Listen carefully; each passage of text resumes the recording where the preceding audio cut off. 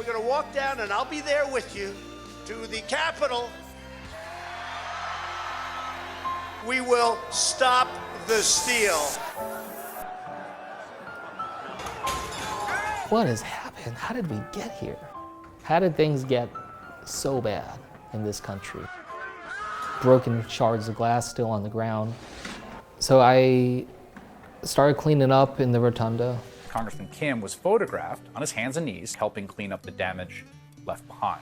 Many of them had no idea who I was. They had no idea if I was a Democrat or Republican. You know, they had no idea actually if I was a congressman or just someone there cleaning.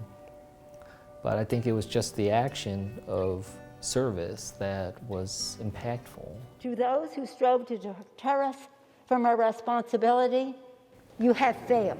That moment on the House floor when we reconvened, well, I'll remember it for the rest of my life. It was the most powerful experience and solemn experience that I've ever had in any job. You could see people still shaking. You know, a lot of people just trying to give each other hugs. And then I remember feeling this switch. All of a sudden, after those first couple of speeches, then we got back to the work of the Electoral College. Some of the people who breached the Capitol today, they were masquerading as Trump supporters, and in fact, were members of the violent terrorist group Antifa. How can you do this? How can you give that same speech? How can you act like nothing happened? What does it say to the nearly half the country that believes this election was rigged if we vote not even to consider the claims? That's when it just started to hit me. You know what? I'm not sure that this is going to be that kind of uniting moment for the country that I had hoped that it would at least be. To drive home up I-95 back to Jersey was a tough one. I actually was feeling very emotional. I drove immediately back to my kids' daycare. I've struggled, even a year out, I've struggled to fully explain to them what happened that day.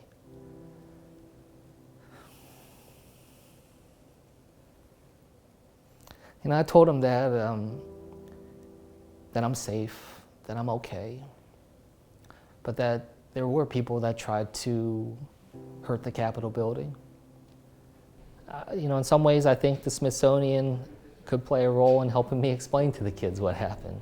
What was really challenging about January 6th was to see some of the material we gathered, stop the steal, off with their heads. Material culture, that which we save to pass on to the next generation, enables us to piece together a set of evidence to help, if not ourselves, then at least our children and our grandchildren make some sense of these times. I'll be honest, when they asked me for the suit, I didn't really know what to think. The suit itself is, just a blue suit I got from J. Crew over the holidays for 50% off. It was just something that I just got off the rack. The fact that then that suit ended up still, clothing a very young new representative, his kind of act of humanity and helping clean up after the damage and the destruction, the violence that was done, spoke to us.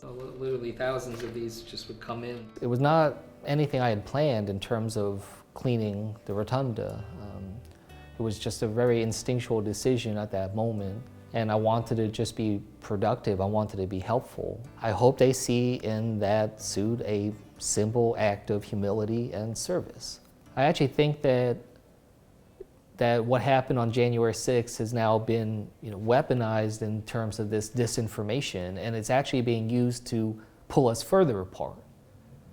And I find that to be so sad that what is it going to take to actually get us to come together?